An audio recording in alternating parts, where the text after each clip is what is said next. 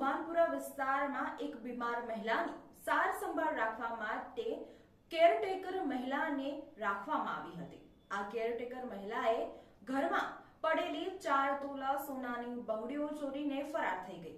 તેમજ ગોરવા પોલીસને આ અંગે ફરિયાદ મળતાની સાથે જ ગોરવા પોલીસે આરોપી કલ્પના વસાવાને શોધી કાઢી તેની ધરપકડ કરી અને 4 તોલા સોનાની બંગડીઓને જપ્ત કરી છે।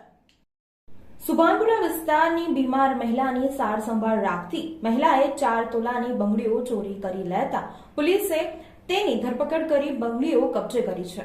સુભાનપુરાના હરિઓમનગરમાં રહેતા જિગ્નેશભાઈ ટેલરે પોલીસને કહ્યું હતું કે મારી માતા બીમાર હોવાથી કેરટેકર તરીકે કલ્પના રમેશભાઈ વસાવા રહે વલ્લભ કોમ્પ્લેક્સ પરિવાર 4 રસ્તા વાઘોડિયા રોડને રાખી હતી।